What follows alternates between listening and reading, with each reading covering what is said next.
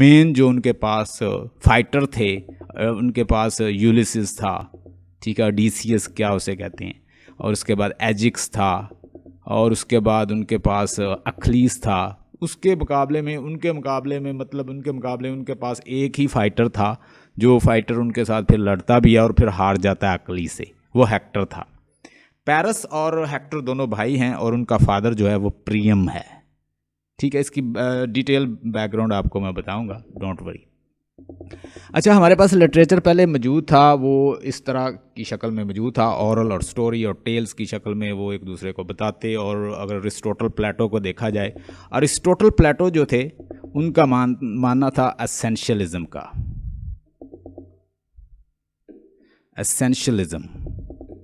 Essentialism का क्या मतलब होता है कि जो आपको मैंने बता दिया है, मतलब मैं आपको कहता हूँ कि ये ऐसा है, ये वैसा है और ये ऐसा है, ये एरिस है, ये भाई एप्पल ऑफ डिस्कॉर्ड है, या ये ब्यूटीफुल गॉडेस है, और जो भी मैं आपको बताता हूँ मैं कहता हूँ कि इस पे बिलीव करो, वो होता है एसेंशियलिस्ट बंदा। और एंटी एसेंशियलिस्ट जो बाद में आए थे वो क्या कहते थे कि मीनिंग जो है एक जगह पे नहीं है। आप मीनिंग जो है जहाँ से एक चीज़ के बहुत ज़्यादा मीनिंग निकल सकती हैं। जितनी भी लिटरेरी थीरीज़ हैं वो क्या क्लेम करती हैं, मल्टीपल मीनिंग। किसी एक टेक्स्ट की एक मीनिंग पे वो बिलीव नहीं करती। डीकंस्ट्रक्शन, रीडर रिस्पॉन्स थ्योरी, और इसके अलावा जो cultural theory, so these kind of theory they demand that, like cultural theory, it demand that whatever you write, whatever I write, whatever third person or lay person write, all are equal। सब कुछ जो है हर इंसान की value है। मतलब reader theory या इसके बाद लिटरेरी थ्योरीज ने क्या एक्सपेंड कर दिया व्यू। इससे पहले क्या थे, लोग मोस्टली एसेंशियलिस्ट थे और सेंचुरीज ये चलता रहा। But with the passage of time existentialist आ गए, एंटी एसेंशियलिस्ट आ गए, उन्होंने चैलेंज किया, उनके एसेंशियलिज्म को चैलेंज किया कि जो मीनिंग किसी ने बताए हैं वो तो किसी के हैं। एसेंशियलिस्ट क्या कहते हैं, whatever meaning given by the school, by the teacher, by elder, by society, by culture, by people, by institution, by school of thought, these are someone else meaning. Where are your meaning, आपके meaning कहाँ हैं। तो फिर लोगों ने अपने meaning तलाश करने शुरू कर दिए। वो क्या किस नाम से जाने लगे, एंटी एसेंशियलिस्ट। तो लिटरेरी थ्योरी ने बाद में वसी किया। इससे पहले जो लिटरेचर था वो इतना वसी नहीं था। मॉडर्न लिटरेचर में देखें नई नई टेक्निक हैं, एक डीकंस्ट्रक्शन थ्योरी है, स्ट्रक्चरलिज्म है, पोस्ट स्ट्रक्चरलिज्म है, उससे आगे बढ़कर आ जाएं तो स्ट्रीम ऑफ कॉन्शियसनेस है। एक चीज़ को मल्टीपल एंगल से मल्टीपल नरेटर जो हैं वो नरेट करती हैं। इवन टेक्स्ट के अंदर वाल्ट विटमैन क्या कहता है कि टेक्स्ट के अंदर भी डेमोक्रेसी होनी चाहिए, ठीक है, हर चीज़ के अंदर डेमोक्रेसी। कि एक बंदा ही अपना व्यू देता जाता है, दूसरे को आप इजाज़त ही नहीं देते, तो ये भी डेमोक्रेसी नहीं है। फिर कितने सारे नरेटर जो हैं, जैसे वर्जीनिया वुल्फ जो है, इतने नरेटर बना देती है कि कंफ्यूज हो जाता है कि इसका हीरो कौन है, इसका प्रोटैगनिस्ट कौन है। तो सबको वैल्यू फिर मिलनी शुरू हो गई।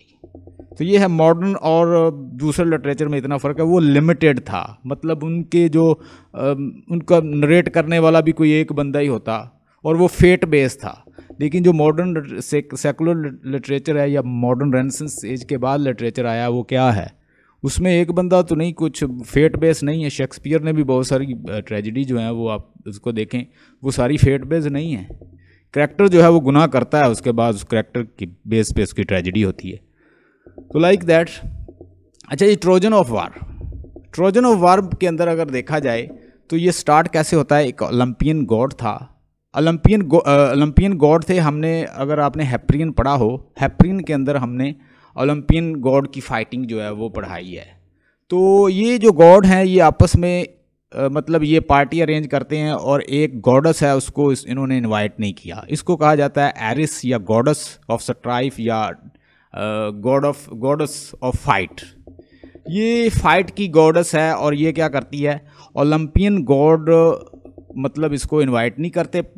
जब ये इकट्ठे एक फीस्ट, एक वेडिंग को ज्वाइन करते हैं तो ये गुस्से में आके क्या करती है, इसके पास एक एप्पल होता है, वो एप्पल उस पार्टी के अंदर गिराती है, मतलब उनके सामने फेंकती है। और ये क्या कहती है, ये एप्पल जो है उसके लिए है जो सबसे खूबसूरत है, Apple for the most beautiful goddess, यानी जो सबसे ब्यूटीफुल गॉडस है मैं उसको ये दूंगी, ये उसके लिए है। अब ये एफ्रोडिटी ये एक गॉडस है, हेरा गॉडस है, और एथिना गॉडेस है। ये तीनों गॉडेस हैं, ये बड़ी ब्यूटीफुल गॉडेस अपने आप को समझती हैं। हर इनमें से एक क्लेम करती है कि ये जो एप्पल है ये मुझे मिले, जो ये एरिस लेकर आई है। अब ये गॉडेस जो है ये कहती है कि इसके लिए फ़ैसला करना होगा कि तुम में से खूबसूरत कौन है। अब खूबसूरती को जज कौन करे? उनमें से कोई भी तो जज नहीं कर सकता कि असल में खूबसूरत कौन है। मतलब एफ्रोडिटी खूबसूरत है, हेरा खूबसूरत है, या अथीना गॉडेस खूबसूरत है? Who will decide? वहाँ पे मौजूद होता है एक और गॉड, उसका नाम है ज़ूवस। ये ज़ूवस गॉड जो है ये भी बड़ा गॉड है, ये भी वहाँ पे मौजूद होता है। ये गॉड फैसला करता है, वो कहता है कि मैं आपका फैसला कर देता हूँ इन तीनों का, you don't worry, I have a solution for you. यहाँ पे एक शहजादा है, उसके फादर का नाम है प्रियम। सन जो है प्रियम, प्रियम का जो बेटा है पेरिस, प्रियम का जो बेटा है वो आप लोगों को वो अच्छा खासा एक्सपीरियंस रखता है कि who is beautiful, he knows the beauty of the girls women's, उसको इसके बारे में खासा नॉलेज है। तो मैं आप लोगों को रिकमेंड करता हूँ कि आप लोग उसके पास जाओ and he will tell you who is most beautiful. अब ये क्या करती हैं कि अपनी अपनी मतलब इसको कायल करने की कोशिश करती हैं। प्रियम के पास जाती हैं, एफ्रोडिटी कहती है, एफ्रोडिटी कहती है कि मैं बहुत खूबसूरत हूँ, मुझे मतलब अगर तुम मेरे हक़ में फ़ैसला करते हो कि मैं तुम्हें किंग बना दूँगी, बहुत बड़ा किंग। हेरा कहती है कि अगर तुम मुझे मतलब सेलेक्ट करते हो तो मैं तुम्हें क्या करूँगी कि मैं तुम्हें हर बार जो है तुम जीतोगे ऐसा मैजिक मैं तुम्हें दूँगी, मतलब मैं तुम्हें इतनी पावर दे दूँगी, तुम हमेशा ग्रीक से लड़ाई में जीत जाओगे। ग्रीक के साथ इनकी अक्सर लड़ाई होती थी और ये इनके ख़िलाफ़ थे, ग्रीक के साथ अक्सर लड़ते रहते, यानी ग्रीक की और किसकी, रोमन की लड़ाई होती थी। ये जो ट्राय के लोग थे ये रोमन थे, ठीक है, ट्रॉय के लोग रोमन थे और स्पार्टा जो थे वो ग्रीक थे।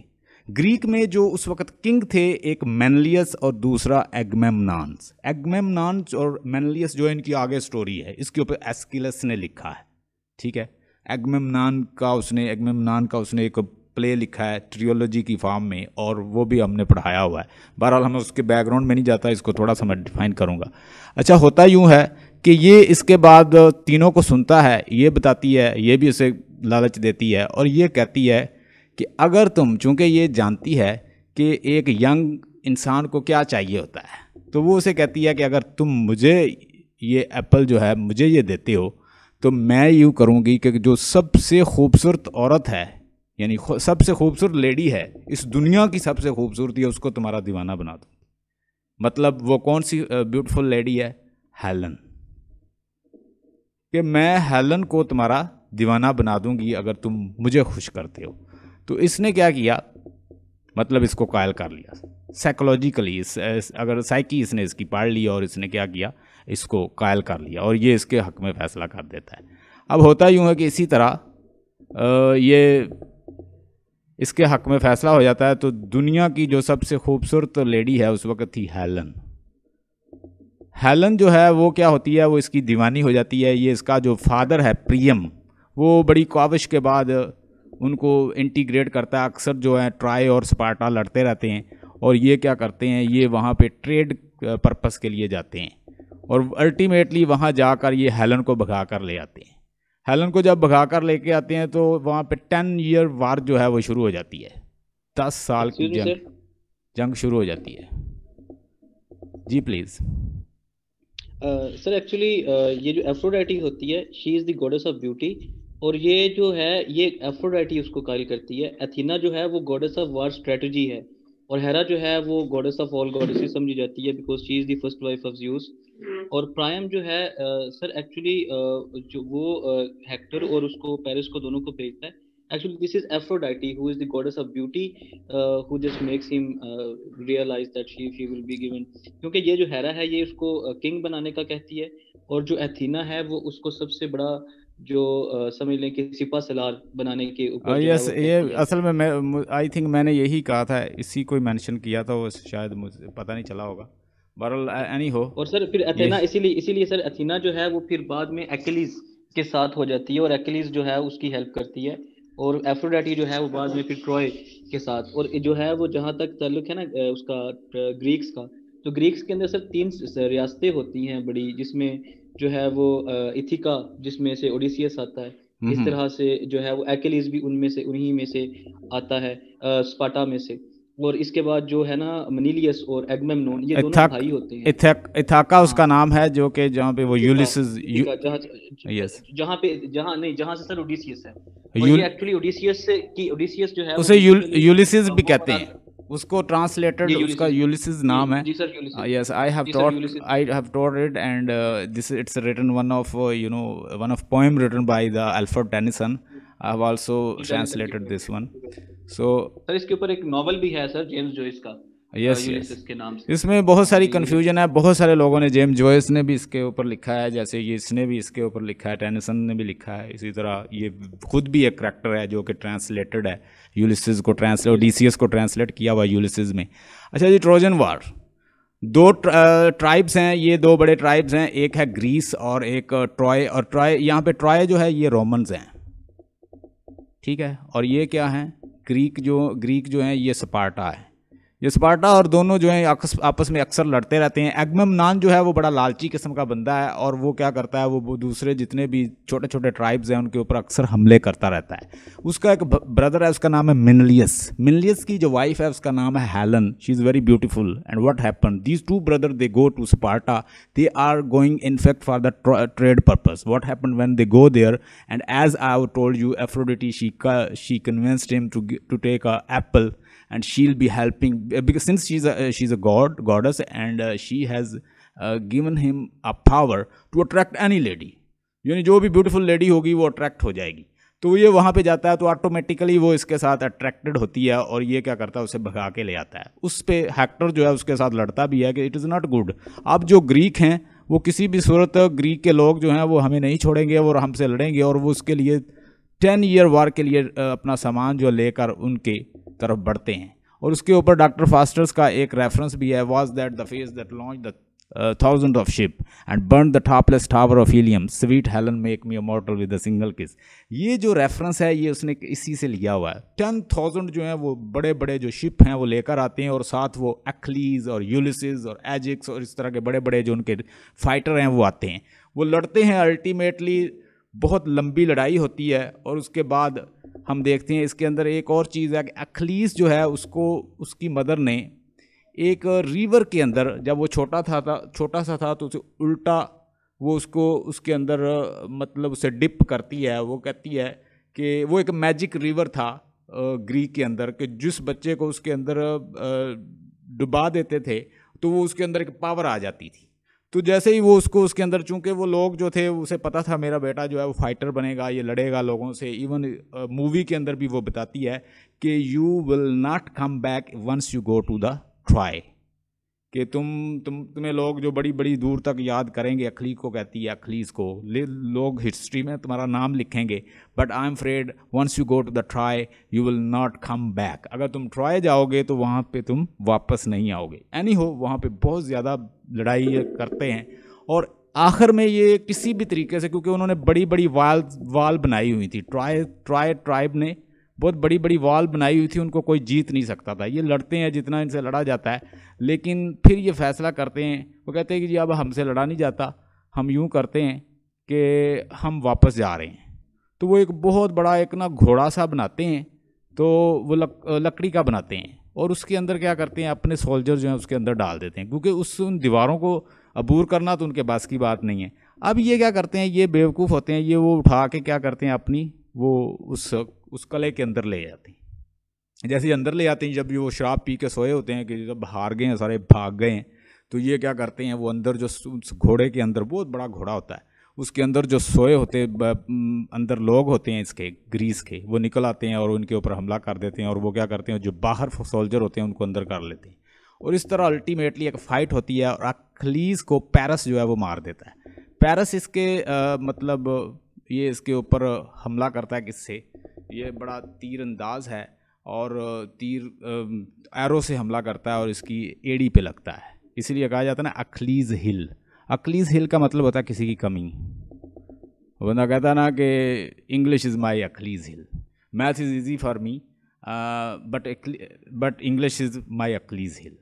तो इट मीन अखलीज हिल का मतलब क्या होता है, कमज़ोरी।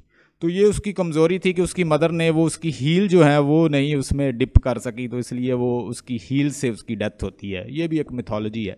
तो इस तरह अल्टीमेटली वो जीत जाते हैं और फिर एगमेम्नान जो है ये मतलब मेनलियस की डेथ हो जाती है, इसको हेक्टर मार देता है, और दूसरी जो है एगमेम्नान जो है वो जीत जाता है। और फिर उसके बाद इसकी अगली स्टोरी जो है वो एस्क्लिस हमें सुनाता है किसके अंदर, एगमेम्नान स्टोरी के अंदर, जब वो वापस आता है तो क्या करता है। इस तरह लोगों ने बहुत ज़्यादा इसके ऊपर लिखा है। ये पॉलिक्सीना जो है ये होती है हेक्टर की, ये हेक्टर की कज़न होती है, और ये अक्लीस जो है इससे मोहब्बत करता है और इसी के पीछे ये इसके पीछे आता है और इसको पैरस जो है वो मार देता है। मज़ीद इसकी मूवी जो है वो अवेलेबल है, ट्राई, अगर आपने देखनी हो तो देख सकते हैं। लें जी।